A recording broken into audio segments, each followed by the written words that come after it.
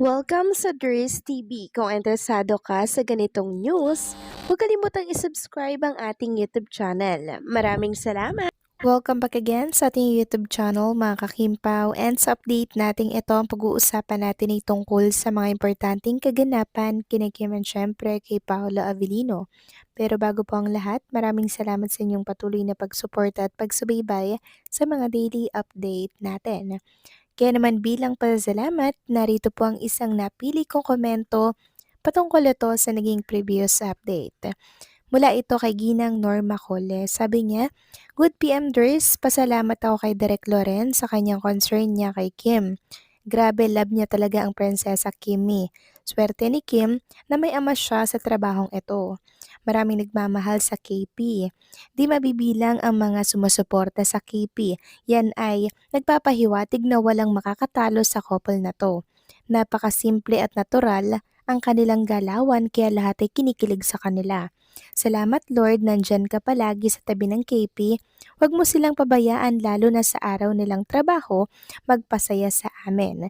Thanks sa Ders at mabuhay ang KP at ang Kim Paulandia." Maraming salamat po sa komento, Ginang Norma Cole. Yes, tama po kayo sa inyong sinabi. Mabuti na lamang po talaga at merong ama si Chinita Princess sa mundo po ng showbiz at walang iba kundi yun ay si Derek Loren na talagang pinakita niya yung concern, yung suporta niya kay Kim and Paolo, 'di ba?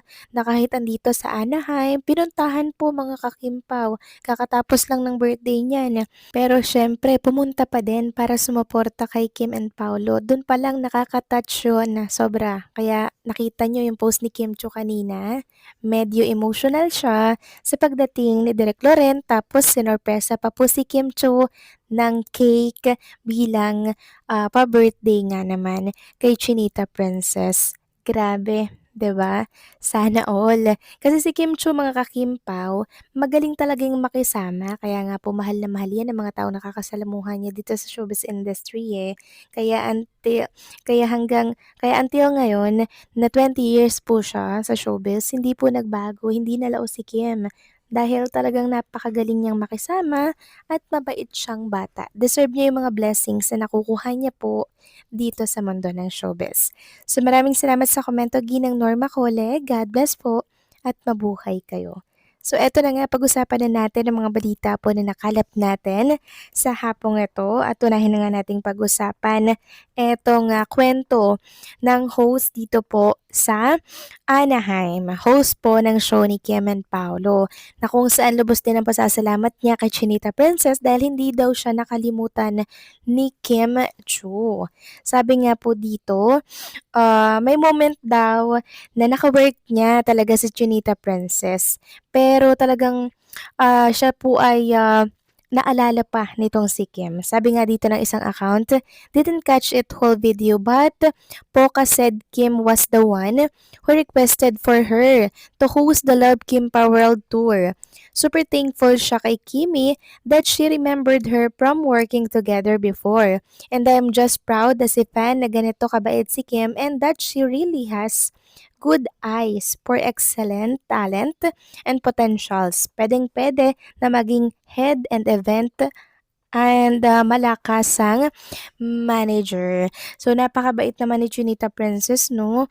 Talagang tinitingnan niya po, binabalikan niya yung mga taong nakakatrabaho niya, 'di ba? Ito talaga yung maganda kay Kim Chu mga kakimpaw. Kaya ito talagang artistang 'to yung deserve suportahan at mahalin mga kakimpaw. Samantalang pag-usapan naman natin ang tungkol dito sa post po ni CLR na kung saan naiiyak nga po siya. So bakit siya naiiyak? Sabi niya, "I'm crying again. Their message for their fans today is so emotional. It persists right through the heart. They're truly super grateful always for the love and support they receive. KP, you deserve that because the fans are just returning the happiness you give. Thank you, Kim and Pau." Yes, mga kakimpaw. Sobrang nakaka-touch yung mga mensahe ni Kim and Paolo Avellino. And nakita niyo ba yung Instagram story ni Kim? Sobrang dami pong tao, 'di ba, sa likuran nila. So ayan na naman. Sinampala naman ng katotohanan yung nagsasabing flop daw yung show ni Kim and Paula Avellino. Pangalawang beses na sinampal sila ng katotohanan na hindi pulaos si Kim and Paulo. Bagkus lalo pa nga po silang itinataas at mas lalo pa silang binibigyan ng maraming proyekto. Hindi sila magtatagumpay sa pagka-bitter nila kay Kim and kay Paolo Avellino. Samantalang next topic naman, pag-usapan naman natin ang tungkol dito sa post ng isang netizen or isang fan dito po sa X. Sabi niya kasi mga kakimpaw, andoon nga si JC Abilino, haha, supportive talaga. Ngayon, marami po nagtatanong, sino daw si JC Abilino kung kaano-ano daw ito ni Paolo Avellino. So eto, ilalagay ko na lamang dyan yung katanungan niya, kaano-ano po ni Pau si JC. Ayan mga kakimpaw ha. Meron kasing nagsasabi na baka daw kapatid, kapamilya, or kaanak ni Paula Avellino. Eto pong si JC Abilino, mga kakimpaw. Pero what if nandito nga yung kamag-anak, 'di ba? Or kapamilya ni Paulo Avellino, hindi lang natin alam, 'di ba?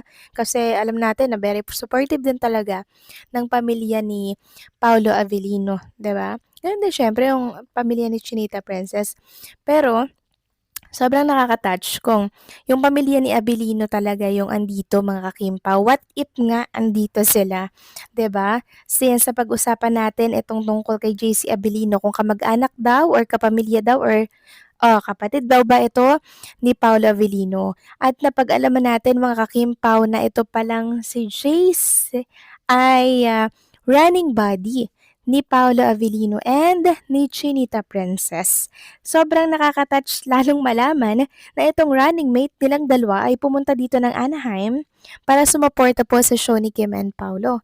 'Di ba? Sabi nga dito, the ever supportive JC Face Abelino is in the house. So ayan po tinag si Kim, si Paulo. Hala super naman sa pagka-excited yang si JC Face na yan, ano? Talagang nakaka-touch. Kasi from Philippines to Anaheim, tumulak siya doon. Grabe mga kakimpaw, no?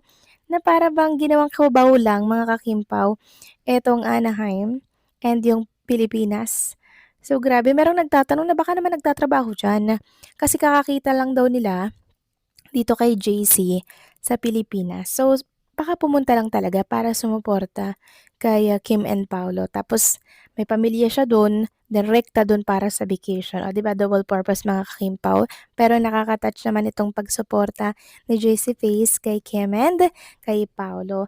And what if andyan nga yung pamilya ni Paulo para sumuporta sa malaking event na to ng Kim Pao? 'Di ba? What if lang naman mga kakimpaw, no? What if lang naman. Kasi yan talaga yung isa sa mga gusto din nating marinig at malaman mula po sa mga netizen na nakakita po sa kanila. But ito ay manifesting lang naman sana sa mga susunod po na show kasama yung mga pamilya nila together, 'di ba? So paano mga kakimpaw, hanggang dito na lamang po update natin. Maraming salamat po sa patuloy na pagsuporta.